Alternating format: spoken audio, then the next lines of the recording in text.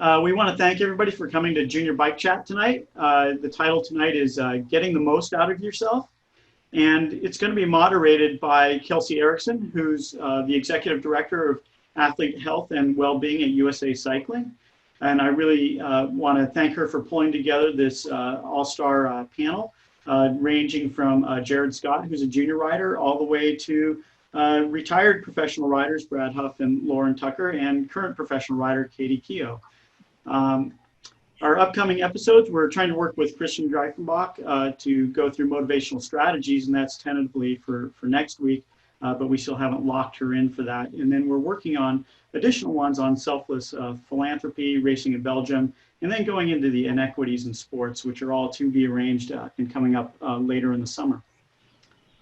We do have an internship program, and so we are soliciting for juniors who actually want to be involved in generating content that we can put up on our Junior Cycling Network on our YouTube channel, and for being involved with these Junior Bike Chats and some other projects that we have going, both within the Youth Cycling Association and the Juniors Matters group, and we're partnering on these webinars.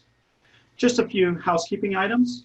This event is also live streamed on our Facebook channel, Youth Cycling Association, so you can pick it up there. And then we're recording this as well, and these will be available on our YouTube channel in a few days, Junior Cycling Network. If you have any questions, please paste them into the Q&A box on the Zoom monitor, and we'll be monitoring that. And then we also monitor the chat window on Facebook for additional questions, and we fire those off to the panelists throughout the evening. All right, so I'm going to hand this over to Kelsey, and she's going to take it away. All right, thank you so much, Sean. Excited to be here and really excited about the crew that we've got here with us. Love the enthusiasm. So we've kind of already got a little introduction of me, but I'm Kelsey, work at USA Cycling, and I've had the privilege of getting to know each of the individuals that are on this call with me today, and so really grateful to have them here with us. And for those that are watching, this is quite the crew. So if you guys can just go ahead and introduce yourselves really quickly. Want to get to know the panel a little bit. So we've got your names. We kind of know a basic about the fact that you're involved in cycling, but if you want to just tell us a little bit about your career, where you're at right now, how you got started, and then we'll dive into the conversation. We'll go speed before age. So Jared, you're first, then Katie, then two. Well, I'm Jared Scott, and I'm a current junior cyclist on the top end of the age group, and I race in Europe for road and cyclocross. And I've competed in the cyclocross world championships twice as a junior, and I was hoping to go this year, but we'll see tentatively what happens. But yeah, that's a little bit about me. Awesome. What team do you ride for? For road, I ride for Luck Cycling, and then cyclocross, Boulder Junior Cycling. Awesome. Katie? I'm Katie Keogh. I'm 28 years old. I live in Colorado Springs, Colorado, and I race for Cannondale cyclocrossworld.com. I've been with them for 11 years now. I grew up racing on the Velodrome in Kenosha, Wisconsin. That's where I started, I think when I was 9. And then I raced all my years as a junior, raced collegiately for Marian University, and then also while I was racing for Cannondale, and then still race for Cannondale. So, yep. Awesome. It's me. Were you and Corinne teammates at Marian? Yes. Mm-hmm. Oh, Katie and I were teammates too. Oh, 2016. yeah. Yeah, but yeah. I mean, okay, classics winners. Yeah. You're teammates with all the cool classics winners. No, we're cool teammates with Katie. Oh, yeah, true. I'm not a classic. No, but you're cool. World Cup cool. overall Yeah. superstar. I am All cool. right, Lauren and Brad. Stay on track. Yeah, sorry. Lauren Hall, I'm 41 years old, a retired professional. I now work for USA Cycling Foundation.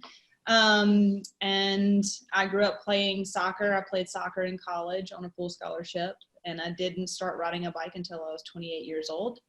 And the only reason I started riding a bike was because I ran a marathon and I was going to do a triathlon.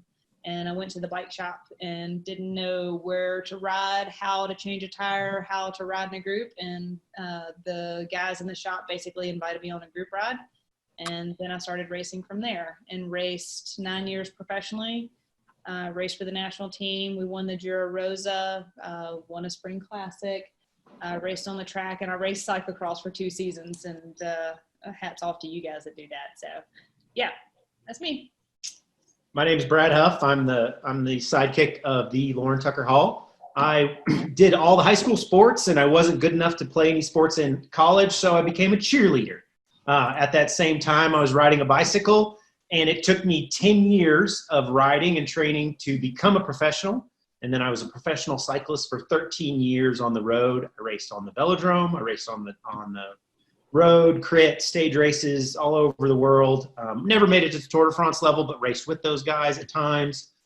So I did a little bit of BMX when I was a kid. I don't remember it very well. I don't think I could do a tabletop or go through the whoops very well. But just retired last year, and I was a pro for 13 years, so experienced everything you can in sports. Awesome.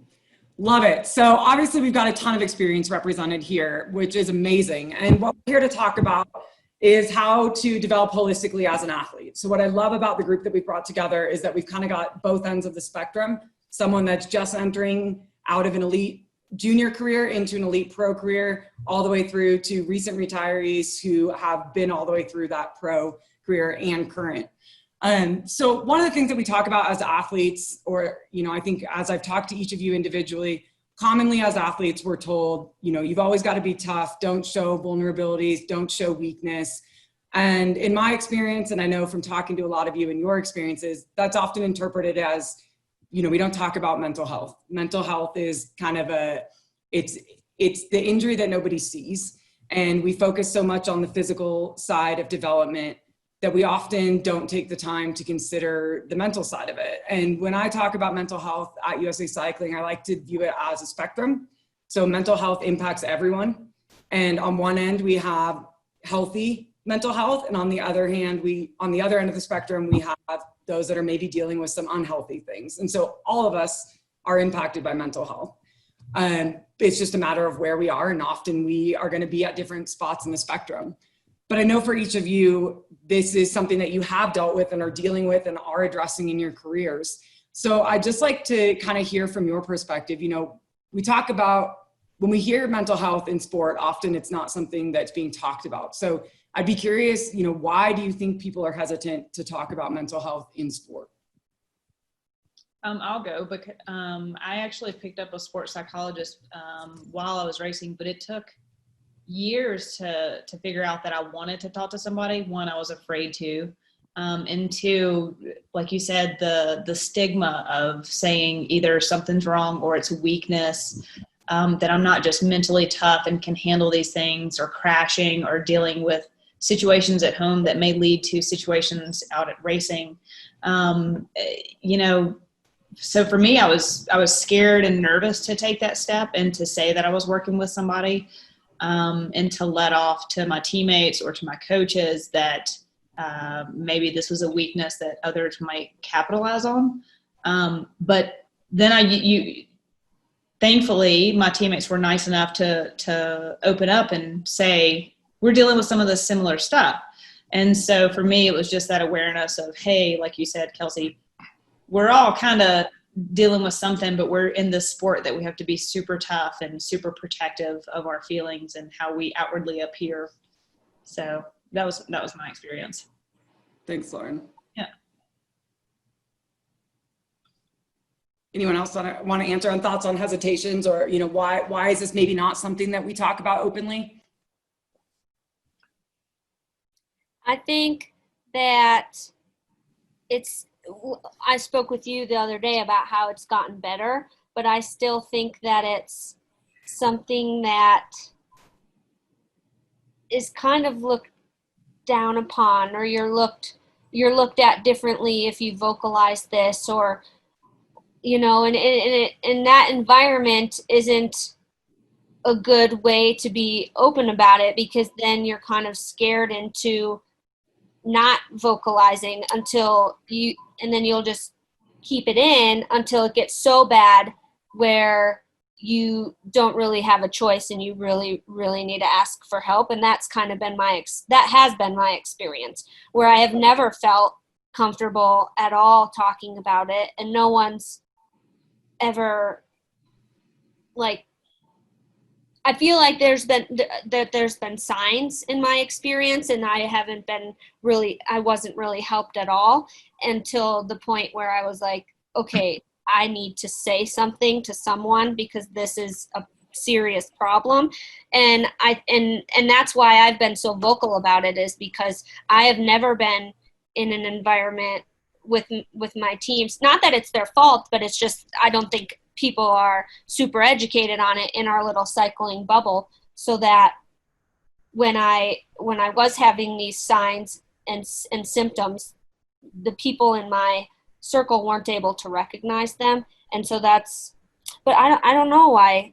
I still kind of wonder, I don't understand why we're not able to talk about it. I feel like because it's so competitive and it's such a competitive environment. And it was only in my last 2 years as a team leader that I sat down with my teammates, and I was super afraid to and scared. But I said, I'd love to talk about everybody's strengths and challenges. It's not really weaknesses, I call it challenges.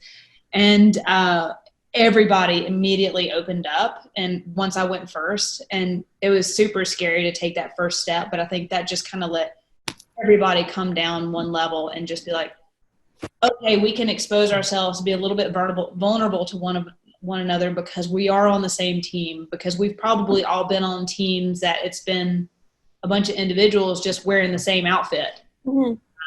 And that is kind of like this sport kind of is conducive to that,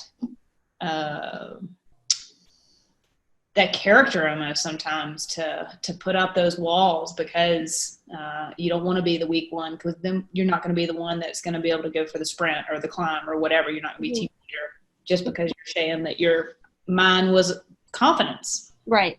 You know? Right. Mm-hmm. Mm-hmm.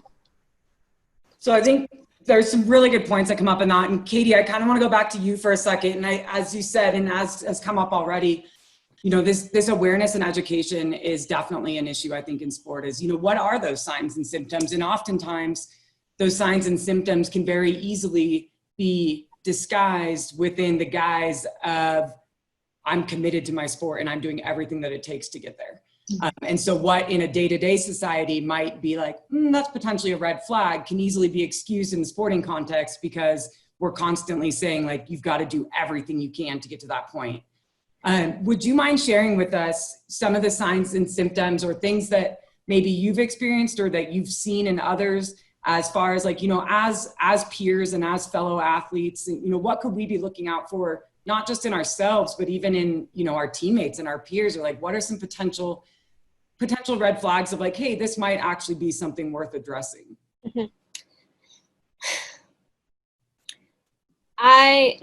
I'm speaking on only really my experiences inside of Cannondale and inside of that team, just because mostly that environment has been where it's bubbled up and where I've experienced it the most. So I would say with me, it's been anxiety, a lot of anxiety, and a lot of not being present with where I am, and super insecure with what I'm doing, and always thinking that I need to be doing something in the real world because I need to have, I don't know, I just have this idea that I need to be having a real job, and then I can't be present and engaged in what I'm doing with my cycling. And as I keep going, for years I just have been going through the motions, and the anxiety has just gotten worse and worse and worse as we've gone on. And also thinking that I've had this idea in my head that if I win this race or I accomplish this, I'm going to suddenly be very happy and my life is going to be great. And then I did accomplish this. And then you're on a high for, like, that night. And then the next day you wake up, and I was so depressed for months and months and months, because it's not how you picture it in your head at all. And so I think having a team of people to help professional athletes in our cycling bubble to explain to them, like, yes, we're trying to achieve these really big goals, but it's not the be all end all, and it's not going to suddenly make you happy. So we need to take care of ourselves as humans first, and then athletes, to make sure we're holistically okay, and then we can exceed and thrive in our sport. And just stuff like that. I don't know. No, that's great. That's awesome. You hit the nail on the head. Like, Yeah. I've told people in the past, like, for a couple of years, I was equating happiness with winning. Right. You know, and you're like, oh yeah, and you kind of feed that system a bit, and you get it, and then all of a sudden you're like, you don't win because this sport, you most of the time don't win. Yeah. And you're like, what is going on? And that's what it is. It's just like, you can't equate winning with happiness or happiness with winning, because you're not going to win all the time. Yep. So But it's super easy, I think, to get sucked into that. yeah. Yeah. Mm-hmm. Well, it also goes back to your statement of you feeling that anxiety, like you should be doing more in life. Mm-hmm.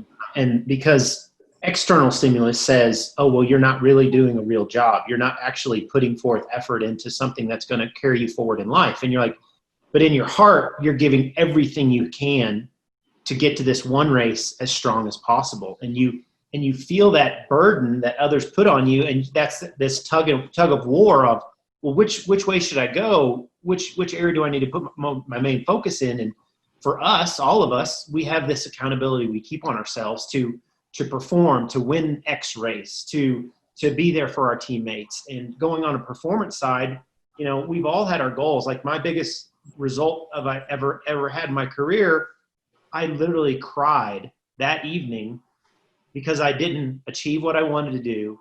I didn't get the accolades that I thought I needed. I didn't hit the performance goals that I wanted, but it was the biggest result I've ever had in my career to date. But I cried that evening because the burden that I had put on myself, I hadn't succeeded. So then I viewed it as a failure. But with someone who sees it from the outside, they're like, how did you even do that? I'm like, Right. you don't understand, man. And I would just give these excuses of why I didn't achieve. But yet it's only that external stimulus that puts that on us. And I really think that the view in cycling is very negative because everything is performance related. Everything is watts per kg. Everything is, get the KOM, get the QOM, get on the podium, make it to the next race so that you can make the national team or keep your position on the national team. And so you don't want to show that weakness. You don't want to be vulnerable. You don't want to open up. You don't want to say that you're struggling. And you become so guarded that you limit your ability to move forward. And that's the hard part that we have to understand. And it takes those huge down pitfalls that we get into, or the holes we dig ourselves into, even though we succeed, to realize like, okay, I'm not doing this right. I just had the best race I've ever done in my life, and I'm pissed off at myself. Mm-hmm. It's not right. What is affecting me? And being open and being honest. And that could be with your mom, dad, your significant other, or your teammate, which very few of us are lucky enough to have teammates that are open to hear this information and know that you're wanting support. You're not being weak.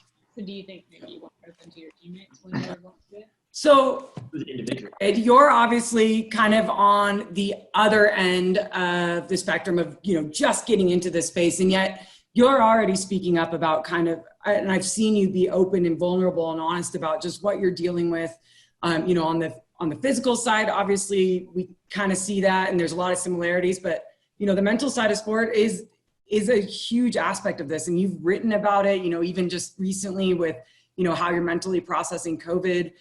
What I'd be really curious as to, looking back at my own experience as an athlete and a collegiate athlete and post-collegiate, I was not, mental health and just like mental well-being was not on my radar at 18, 19, even well into my 20s. And yet here you are, this incredible athlete who's already got the self-awareness to be addressing this. What has prompted that for you? And I guess just share with us, how do you get to where you are? How do we get more 18, 19-year-olds thinking this way?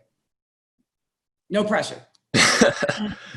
I'm not totally sure, but I've always kind of thought of like mental health, like, I don't know, there's like a really big balance in cycling, and especially nowadays as juniors, cycling's just so time consuming that it could be just your entire life, and your online school, you're just focused like completely on cycling, and you'll just end up not doing anything else. And I think especially at a really young age, like, I mean, as a junior, you still need to have that like social aspect in life and everything to balance it out. So you're not just like, I don't know, that could lead to a lot of problems, I think.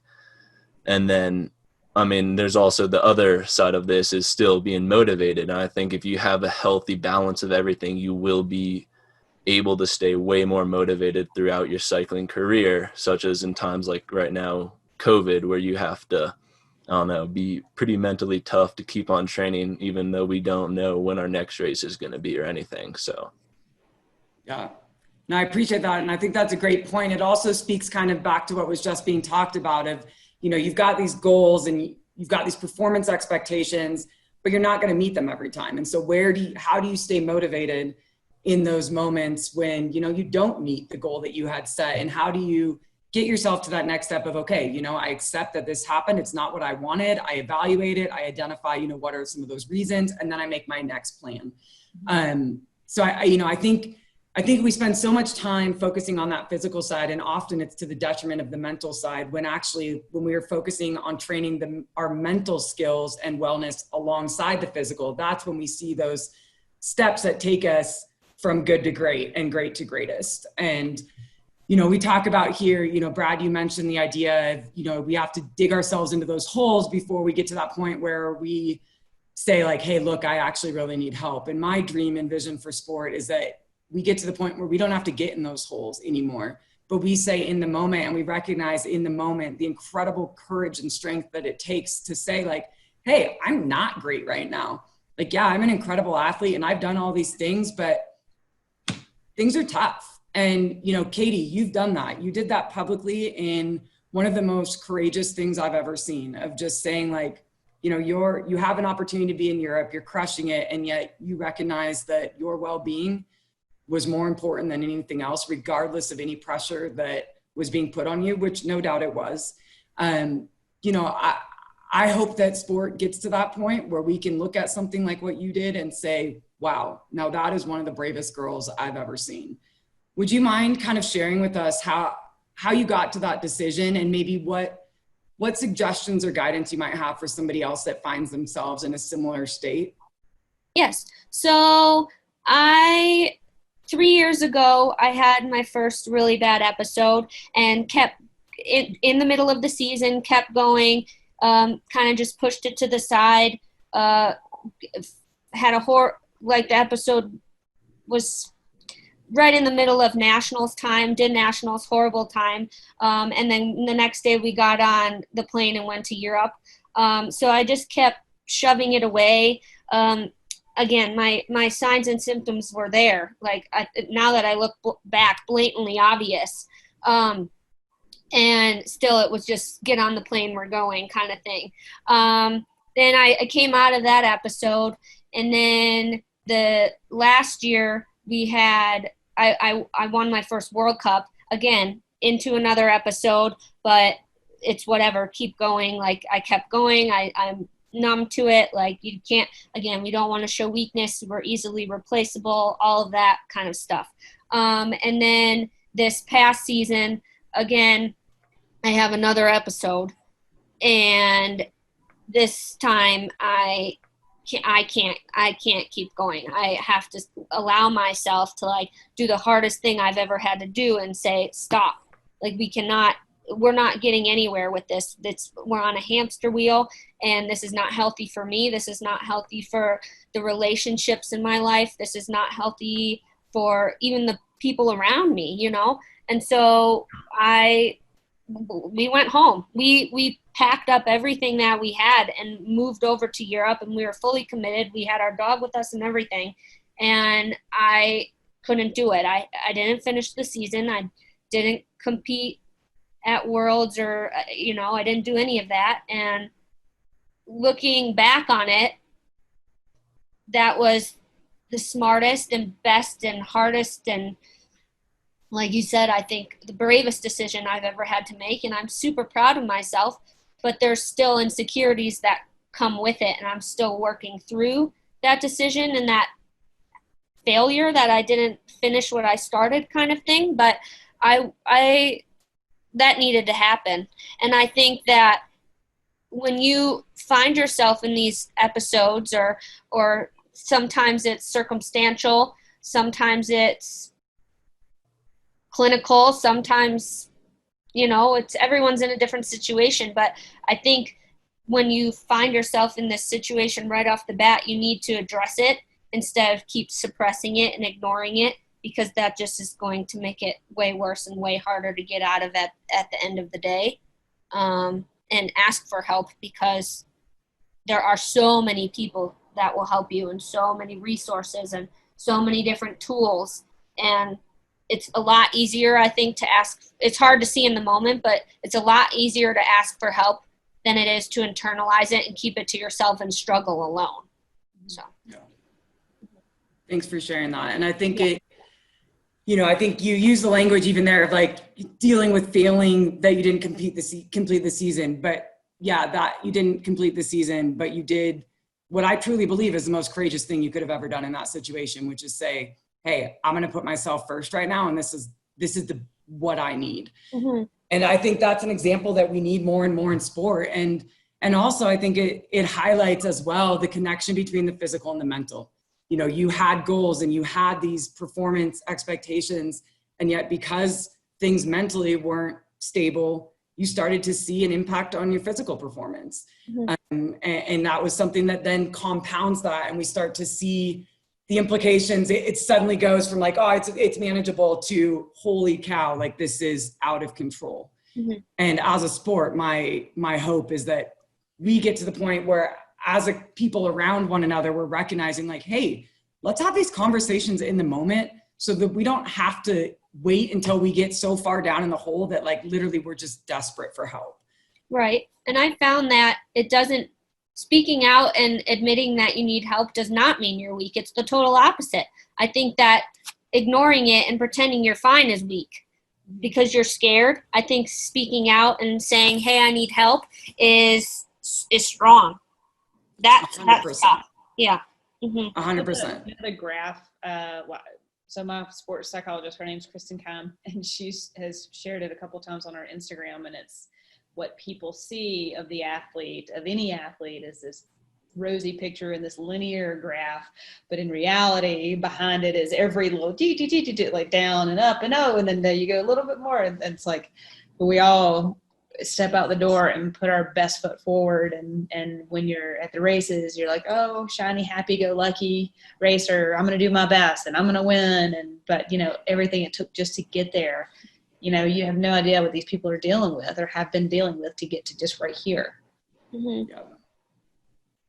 Yeah, and I think the interesting, there's so many interesting pieces to go with this. I mean, one of the things I'd be curious for you guys to share is, we talked about kind of why potentially athletes might not speak out or feel comfortable speaking out. I mean, I think cycling is a particularly interesting sport because there is so much mental aspect to it. As Jared touched on, like there's a lot of training on your own and hours on end. And, you can really quickly get caught up in your own head. And in some ways you have to be really good at that. But there can be that point where it crosses a line from healthy to unhealthy. And how do we kind of become more self-aware so that we can tune into, hey, this was serving me really well at this point, but actually it's not doing so great right now. And, how do we manage that? And I think that that's a skill that, we all have to kind of come to. I'd be curious if you guys, what are some techniques, some strategies that you guys use to maybe just check in with yourselves and kind of gauge where you're at? And for some of you, this might be new things that you're trying out. For some, it might be a part that's, something that's been in your career and your approach to sport forever. I mean, speak just kind of where you're at now and like, what are the strategies that you're using and or might want to use?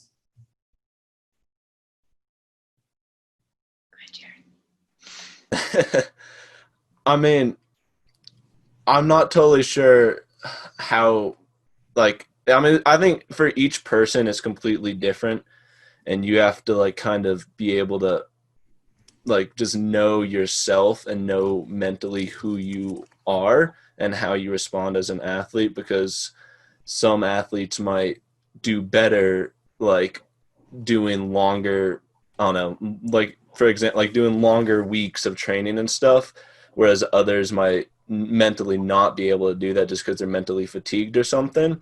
And I mean, example of that is like I went when last year, Lux Cycling was doing a trip to Abel and Ronde, some races in Europe, and that was coming right off a block in Ireland. And I was like really mentally fatigued, and I actually opted to go home for, it was just like 10 days, which is like nothing at all, but it ended up serving me really well because I had my best races ever after that in Europe, and everyone else had stayed there for that little duration of time. And I just was able to know my body and my mind that I needed that mental refresher at home to be able to recharge and perform my best. That's huge. And I think especially in a sport like cycling, you often have that idea like, I've got to be on the bike and I've got to be training. That's the only way I'm going to improve, when actually sometimes it's the opposite. It's no, I literally need to step away and like sit down, and I need to be at home, and I need to just shut it off. And then you find you come back stronger than you ever would have had you have just pushed on. And again, to be recognizing that at your age is incredible. You're well beyond your years. A lot of us only have that opportunity when we're injured or sick, because it forces us, because we're unwilling to forego that opportunity to the next chance, because we've worked so hard, and it's questioning our commitment every time we speak up, or we would have spoke up, that we feared losing the next race or the second race down the road. And so our unwillingness to do that, probably limited us often. Right. But you saying, hey guys, just give me a week and a half at home. I'll be back and I'll be ready. And when you show up prepared, they're like, oh, he wasn't just going home and just sitting on the couch. He was actually preparing, sharpening his axe, ready to come back and chop some wood and achieve a lot more than they thought was capable. And so, yeah, that's a big thing. And so as an older athlete going through the old system, not speaking up put me in that bad position of not taking care of myself and hampering that next performance. And so for every athlete moving forward, even though you speak up, it's not, like Katie said, it's not a weakness. It's you taking care of yourself so you can be mentally focused to put in the proper work, to show up at the race at that start line with the presentation of that you're ready, and you actually are. That's a big thing that it took us a long time to learn. Yeah. And I think you raise a really interesting point. Well, kind of each of you have this idea of, we don't want to talk about it because we don't want to show weakness, is assuming that other people aren't experiencing the same thing. You show up at the line, well, I can't say anything because obviously they're not saying anything, which means they don't have anything going on. And yet you stop and think about it and you're like, wait, I'm not talking about it, and yet I know something's going on. What if you don't know that it's very likely that the majority of the people lining up at the start line next to you are experiencing the same thing. And it just takes that one person saying, like Katie, raising her hand and saying, hey, I'm not great right now, but I'm going to deal with it, and I'm going to come back stronger than I've ever been before. And you having the courage to speak up then gives permission to other people to say the same thing. And we start to change and shift the culture from seeing that as a weakness to seeing it as what it is, which is incredible strength and courage. And that's hopefully where we're moving. For those of you that might be wondering what you could do, have questions, or you're concerned that maybe there is something that you might want to address, certainly you can go to coaches and parents, but I know that, you have to recognize that not all coaches and parents are trained to deal with these types of things. And so, at USA Cycling, one of the things that we're focusing on the moment, or have started focusing on for more than a moment, is we want to be a resource for that. So we've got resources on our website. If you go on our main page, there's an icon at the top, or a bar that says SafeSport and Wellbeing. You'll find resources on there about everything from eating disorders to sexual assault and abuse to concussions, etc. We also have our well-being program for our national team athletes, past and present, where we're now providing free mental health services for all past and present national team athletes, recognizing that we're humans. And yes, you're a cyclist, but you're also a human. And we can't just focus on the performance side without addressing the human side. If we want to get to the top level, it just doesn't work. So if anyone ever has questions or concerns, or you're not sure where to go to, please know that you can always reach out to me. I can help guide in that.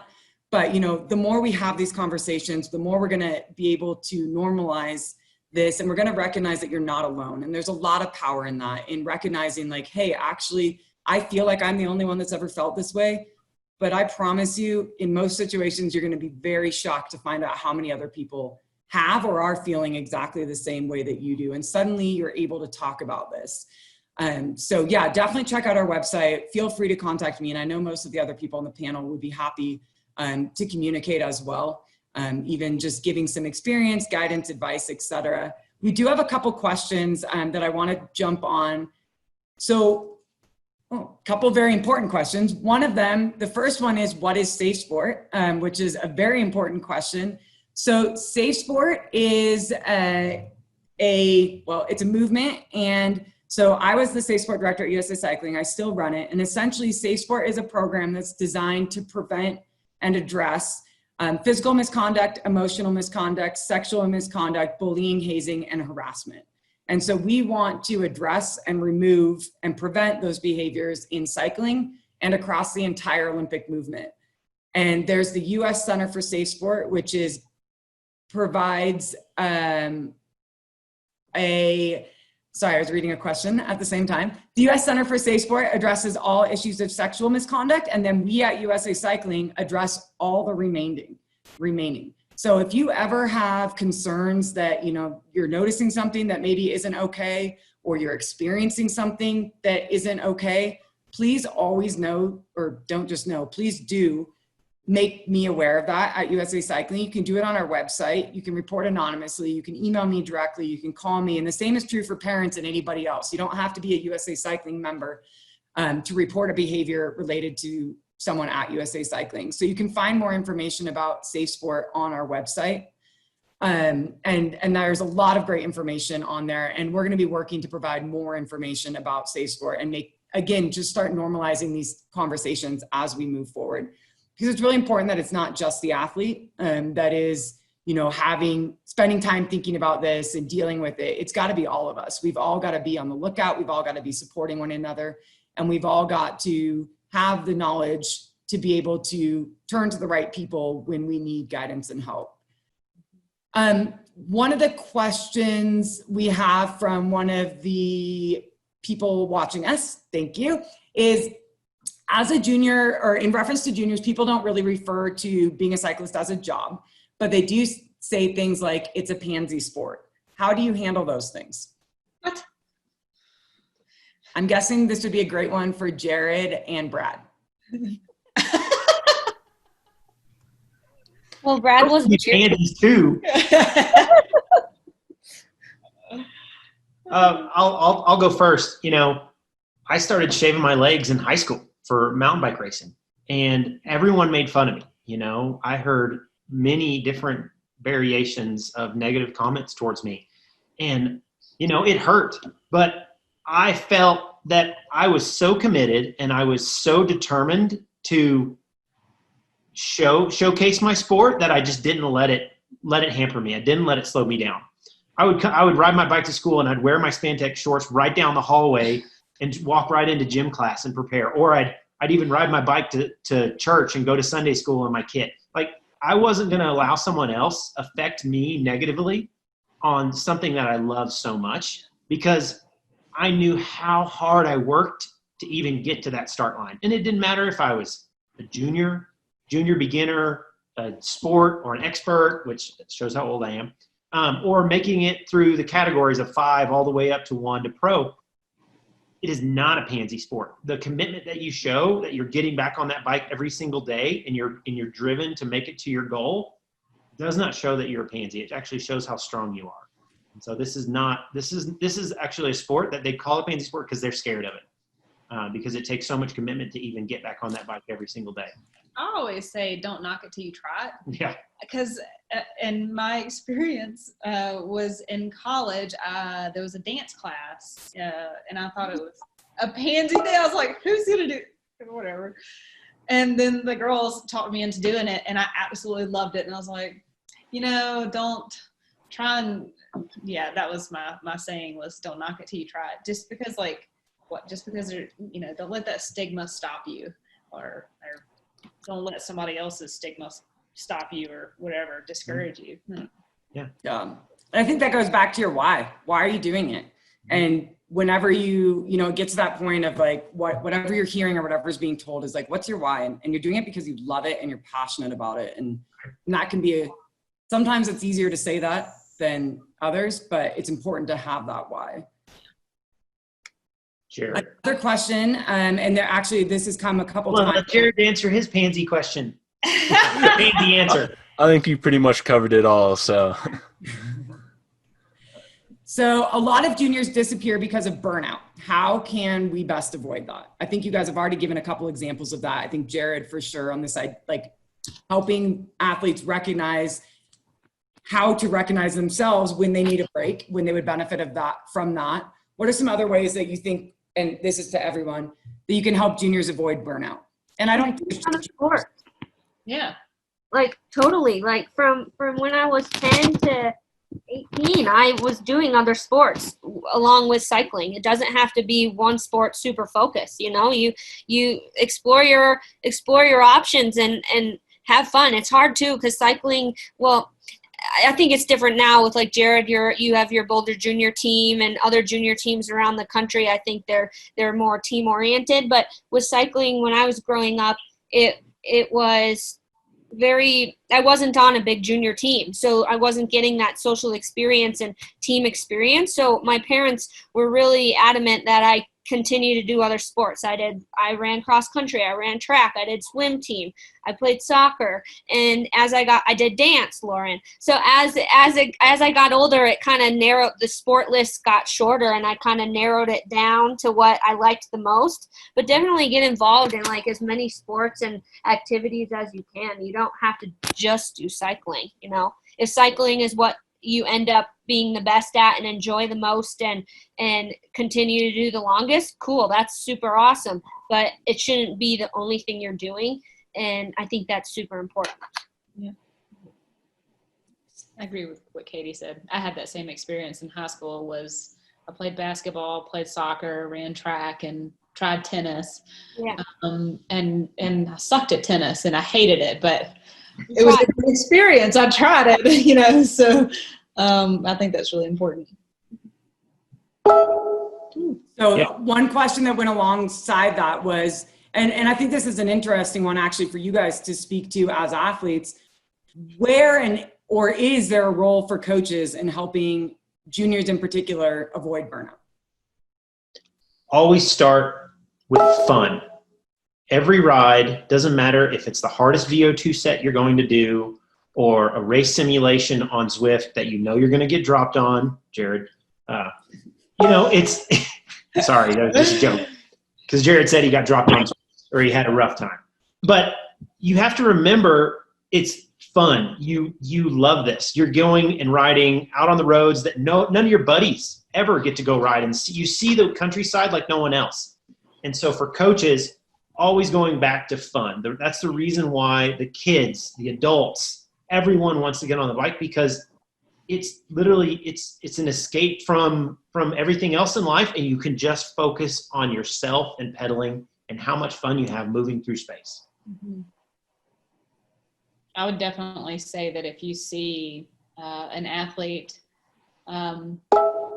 just getting super frustrated or just kind of like down on themselves or like really agitated with the sport or super focused, and it's you can see this bit of a spiral or this I don't even know how to describe it, but this angry or angst in a person when they're just like overly focused and overly driven, and you just want to like say it's okay, like take a break, it's just sit down for a minute, or like go read a book for a second, or pull your head up, if you're on the ride and you're doing these VO2s or whatever and it's not going your way, like Brad said, like, oh, cool tree, huh?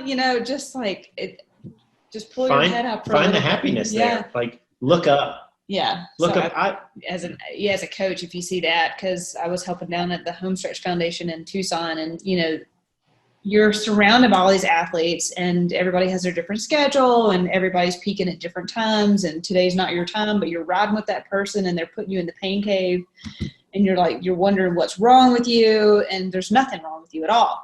It's just that you're on a different schedule of peaking and valleys, and so sometimes it's good just for people to separate and ride by themselves. I don't know if that was a suggestion or just my experience. Sorry. No, I think that's awesome. Okay. How about Jared on this one? Yeah, I think, with coaches and juniors especially, you have to be super careful not to overtrain them, of course. And there's lots of examples of this, and I think especially at our age, we're able to do the intensity, that's completely fine. I will, if I'm motivated and I'm racing and stuff, I will not have fun doing a VO2 interval, but I will be I'll feel accomplished afterwards, and I'll be wanting to go do it because I'm motivated to go race and be prepared for my race. And it's I think you want to just really, it goes back to your motivation, but also your coach not put in 25-hour weeks as a 15, 16 or 17-year-old, that would, or even 18-year-old. That's just going to mentally burn you out, because that would be pretty much your entire life on the bike at that age. And it's just that's for when you're a pro, not at this age. And you just got to be really careful. Developmental years too. You can't just that sole focus leads to the burnout. I'm sure you see many buddies that are probably better than you or just as good, and they're gone because they're man, I can't do this anymore. It requires too much commitment. You're man, you're too focused. Yeah. That's fun. Or some coaches look at what the pros are doing and just apply that to juniors, and it's no, it took them years just to get to that training level. Right. Do the research, do a little bit of studying up to know what's proper for that age of kid. Yeah. Yeah, and the burnout piece of it again goes back to the mental health side of it. Of they're so hand in hand, and it's being, as coaches and as parents, it's being mindful of those signs and symptoms of burnout in the same way that we are of any other mental health side of, that is a big component of that is the mental health side of it. And you're starting to see that over intensity, that you absolutely can't take a break. You have to do this, you have to do that, and this irrational belief that if you don't, all these things are going to happen. And that's a tough space because it's not the same for everyone. What leads to burnout for one person could lead someone else to thrive. And so again, that goes back to that you have to know yourself as an athlete. And the earlier we can help athletes kind of start to recognize who you are and what drives you and how you can get the best out of yourself, the better, because that's how you're going to stay in the sport. Another question that kind of touches on what, okay, a couple questions. So what if your parents or coaches are constantly yelling at you? How do you handle that?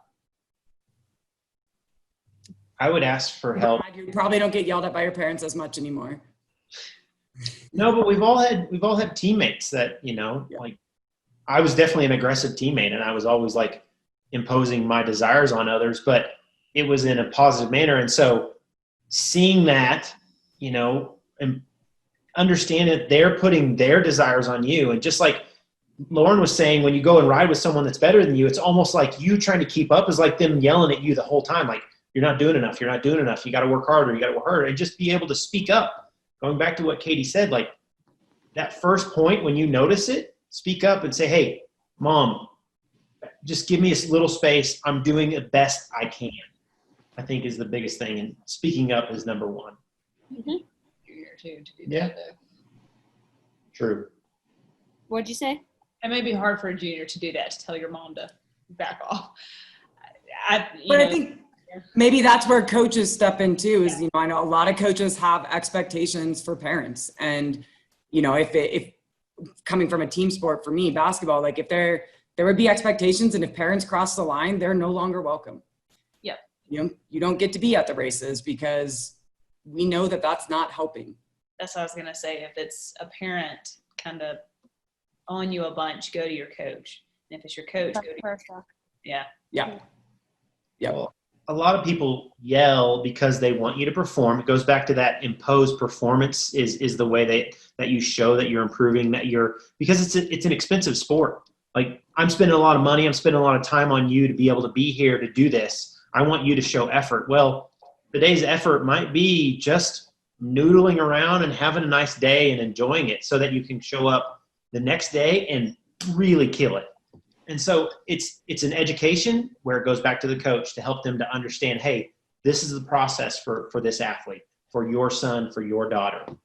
You know, it's not what you're going to tell them. Yeah. So we're wrapping up, coming to the end of this, but I've got a question I'm going to direct directly at Jared. So with a junior in particular, in today's environment, how do you stay motivated with nothing specific to train for?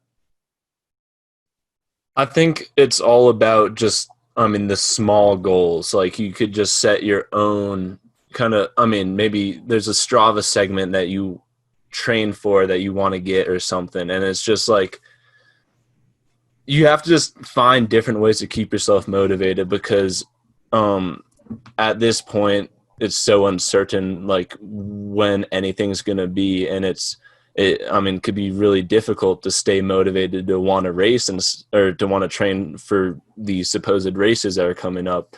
But you have to be in shape. And it's just like, just a mental persistence that you have to be able just to keep on pushing forward. And like, again, checking with your motivation, of course, so you're not like grinding through training rides that are going to leave a mental toll on you, but still just having fun with it, but still having these small goals that you're training towards that aren't like, a race, that they're supplements for race. Awesome. I have one thing to add to that. I had a teammate who was on one of the top teams in the world, and it was like in a difficult situation in life, just like COVID would be. And he said, just do one positive thing a day. And it doesn't have to be intervals. It doesn't have to be a 4-hour ride. It can be you slowing down and taking care of yourself, doing a stretching routine, doing core, or just taking a day off to reflect on, like, what do I want to do next week? So one thing positive a day, just like Jared was saying, really focus on it and understand the importance of it. And that will help you get to that end point. Awesome. Thank you for that. My last question for the panel is, so we're talking about how, it's difficult to talk about mental health in sport, and yet we recognize that it's a huge strength and it takes incredible courage and bravery to do it. So if we want to change this, if we want to normalize the conversation, what would you recommend? What's some advice that you would give to kind of this next generation of cyclists? Build a support system.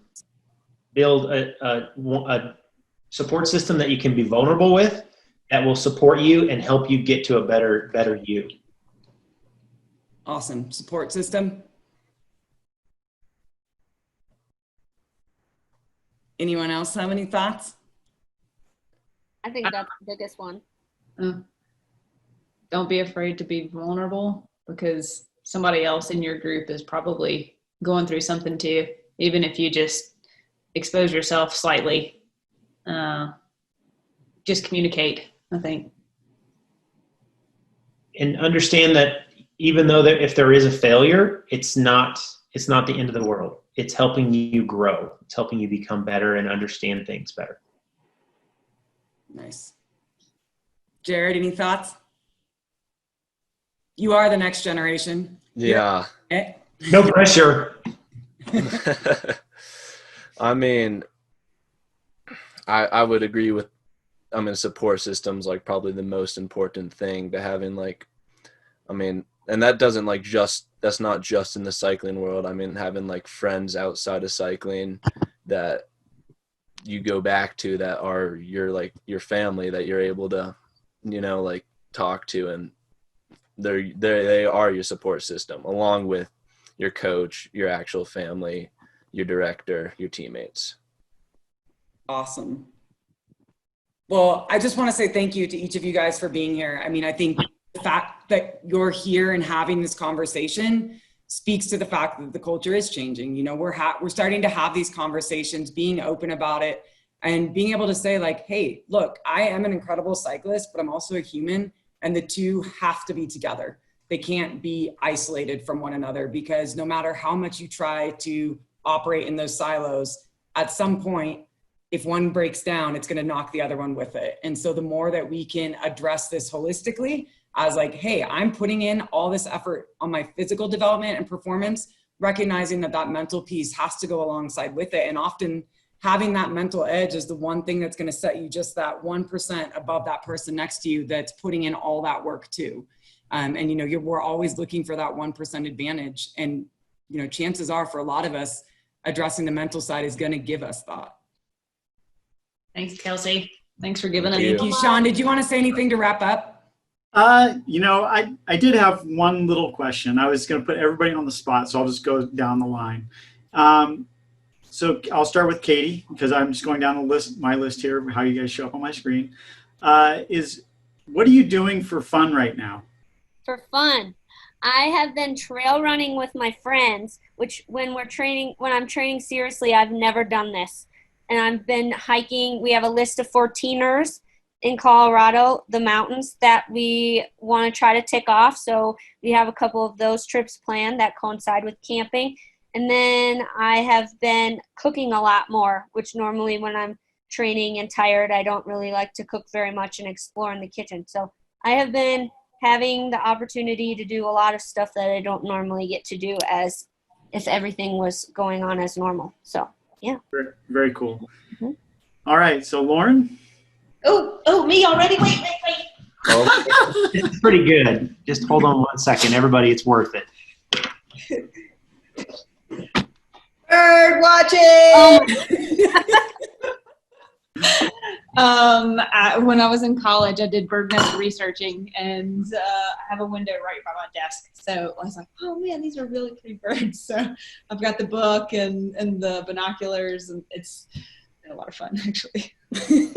Katie has one more thing she's been doing fun. Yeah, I have my puppy. Wow. How many do you bird watch every day? No, just like hike and bird watch? Yeah. Go in the mountains and go trail running too. I really love it. Nice. Good. Yeah. But yeah, it's fun. All right. So, Brad, on to you. I'm in a different situation. For fun, I am still just riding my bike. I'm getting outside, and I have no objective. I just point my bike to one of the hills, and I head that way. Gravel bike? Gravel. Uh-huh. And I gravel bike on mountain bike trails, on road, on anything, and then get off and hike a bike up to the top. I hike a bike to the one hill that was like 10,300 feet, but I just sat up there and just looked around, and it was amazing. So that's what I've been doing for fun. Great. Jared? I've been doing a lot of outdoor stuff, like going on a lot of hikes with friends or camping and stuff, which has been really fun. But I've also been doing a lot of filmmaking, which is like, I don't know, kind of my side hobby, which I've been now able to have way more time to do with COVID and stuff. So that's been pretty fun. A little early Keanu Reeves look going on, so we can blend that in. Yeah. All right, and lastly, Kelsey. I picked up a new hobby, sewing. Wait. Oh, yep, we got the masks. So we decided to launch a sewing campaign at the beginning of COVID. I hadn't sewn since 7th grade, and there's the product. Yeah, 250 masks later, I am now a sewing person, which I've been told is a seamstress. So do you have any masks left for sale, or are they all gone? We do. We had to hand it over to a professional organization because we thought it would sell a few. 250 later, I am really tired of sewing. But it's been awesome. It was actually led by our junior girls. They launched it. The goal was for them to make and sell 200. And then Mari, Holden, and I committed to sewing anything that went above and beyond, thinking it would be like 50 max. We were wrong. 250 later, we have just finished. Mari Holden, the world champion, Olympic silver medalist, sewing masks for everyone else. No big deal. Yep. Things we never thought we would say. We created a sewing station room actually in our house, which, well, we did in one of our houses, and then we would come over and work together and make make masks. Yep, good times. John, what have you been doing in this time for fun? What have I been doing? I just go out and ride my bike. I've been riding my bike since I've been 13 years old, and now I'm 55, and so just on the bike and outside. Right on. All right. So I've actually been in contact with Kristen Dreifenbach, and I'm waiting for her to send me an email about what we're going to do with her. But it's going to actually build from this story, from what you guys have gone through tonight. And I really want to thank all of you for coming on and starting this conversation, because it is something that a lot of us have dealt with over the years. And I really look forward to seeing us blossom the ability to think about mental health and wellness and make that part of the game. Yeah, and I would just add, I forgot to say, we have In Our Own Words on our website, which is a platform where our members can talk about anything and everything that's important to them. And there's been a lot of really incredible stories on there about mental health and different members in our community that have been or are dealing with mental health. And just it's been really cool to see how one conversation triggers another, and you start to realize you're not alone in this. So if anyone's interested in sharing their story or reading about others, definitely check that out. It's In Our Own Words on USA Cycling's website. All right. Well, thank you. And thank you again. And it's a wrap for tonight. Thanks everyone. Thank you so much.